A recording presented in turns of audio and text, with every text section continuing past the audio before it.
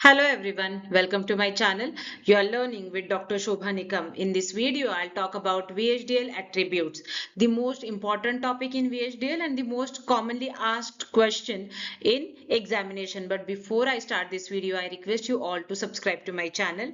And at the end, if you feel this is really useful, then like it, share it with your friends and ask them to subscribe. So VHDL attribute, it gives us additional information about data type or data object. So what additional information we can say, this is just like the sticky note we stick on. Suppose you have one book and it has different material, so you stick a sticky note on it and it just gives us information like these nodes are of digital system, these nodes are of VHDL, these nodes are of Verilog. It doesn't change content, it doesn't change any working, anything. It only provides us additional information about our data type or data object, anything, signal, variable, constant, array, anything. So attributes can be predefined and you can also define your own attribute. So when you define your own attribute, you can add your metadata to VHDL entities, architectures or signals. It means you can say this clock is my system clock, this clock is my internal clock. So in this way you can add your own metadata to the architectures, entities or data objects. This information can be used by synthesis tools, simulation tools or other parts of the design flow. Then how to use attributes or how to write attributes? So we use tick, single inverted comma. We use tick for representing our attribute. And what attribute gives us? It gives us additional information. Means what? What information it gives us? So it can give us types, it can give us signals, it can give us values, it can call the function, anything it can tell us. So the different types of attributes are value kind attribute, it returns a constant value.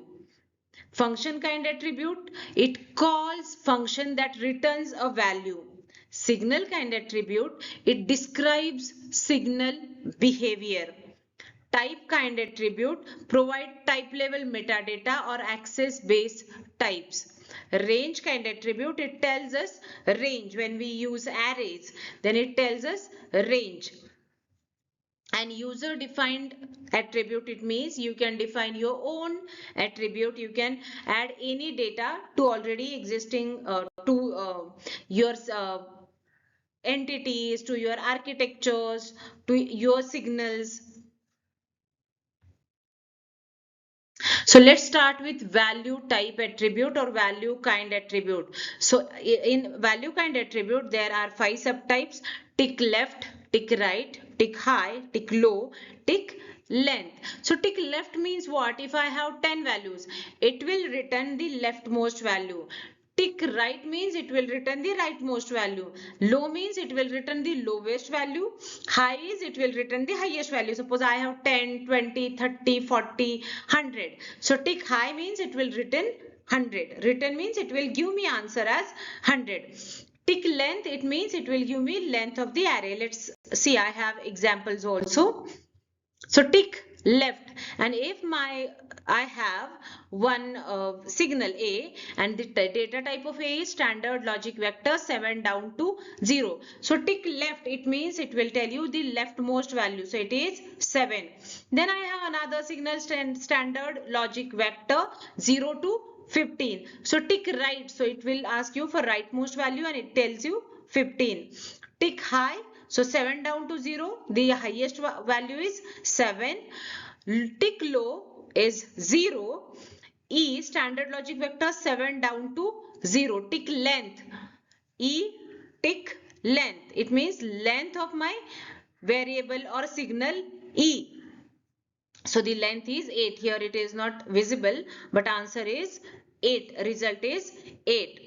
So you need to write name of the signal or variable or any data object, and tick is the word the tick is the symbol which we use for attribute, and then what you want that you need to write. So B tick right, A tick left, C tick high.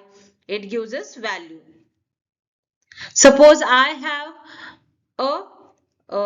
have an array. It has four values: blue, green, yellow, and red. And signal color I have defined: color 1, color 2, color 3, color 4. And they are of type A. A is my user defined data type. Then color 1 is assigned as A tick left. It means what is the leftmost color. So what is leftmost color? Blue. Tick right. What is rightmost? Red. Tick high. Now we don't have high and low here. So what we'll assume? The rightmost is high and the leftmost is low. But if we have some numbers 10, 20, 30, 40, then in case of tick high, it will return the highest value, and in case of low, it will return the lowest value. Function type attributes. The previous was value kind attribute. It means it returns value. Here, function kind attributes are tick position, tick value, tick succeeding, tick preceding, tick left of, tick right of. So I'll tell you with examples. So again, I have one color. I have one data type color, and it is my user defined data type, and it has these colors, these 6 colors. And then signal color 1 is of type color. So color 1 take position of red. So what is position of red here? What is position of red? It is 0. In digital, we always start with 0. So we'll get answer 0. Value at position 2. You need to pass position and you'll get value. Tick value. So at second position 0, 1, 2. It is green. So answer is green. What is succeeding of blue? After blue is purple. So it will return purple. Preceding of blue. Before blue is green. Right of blue is purple, left of blue is green. In this way, we get additional information, that is what is right of blue, what is left of blue, or what is preceding of blue, what is succeeding of blue. That additional information we can get by using these attributes tick succeeding, tick preceding. Then next is signal attributes. Previous was value attribute, then function attribute, and next is signal attributes. Signal means what? It tells us behavior of our signal. So the most commonly used attribute is tick event. Do you remember in every sequential circuit you write the line clock tick event and clock equals to 1, or clock tick event and clock equals to 0. So tick event is true if signal changed in current delta cycle. Tick event means what?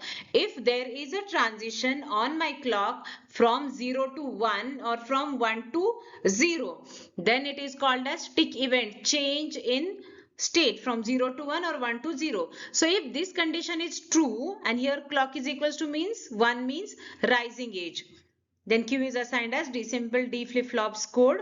So tick event returns true. It gives us true only if there is a change in state of clock from 0 to 1 or 1 to 0. Tick last event. So I can write clock tick last event. Instead of writing clock tick event, what I can write? Clock tick last event. Then what I'll get? Time since last change, when my signal was changed last time. So before 5 nanosecond it was changed, before 3 nanosecond it was changed. Changed means transition from 1 to 0 or 0 to 1. Tick last value. So clock tick last value, if I'll write, or reset tick last value. Signal's name tick last value. It tells us what was the last value of my signal or variable. So these are signal attributes, gives additional information about signal. Then tick stable. If I write clock tick stable, then it returns true. It means the other statements will execute, loop will get executed only if signal didn't change in current cycle. If signal is stable, then only it will give us true value. Example, if data in tick stable, then this set of statements: tick quiet time since signal last changed, that is how much time, before how much time my signal was last time changed. So data in tick quiet is more than 5 nanoseconds. It means if my data in is stable for more than 5 nanoseconds, it is quiet, no change occurred on my input, then only the statements will get executed.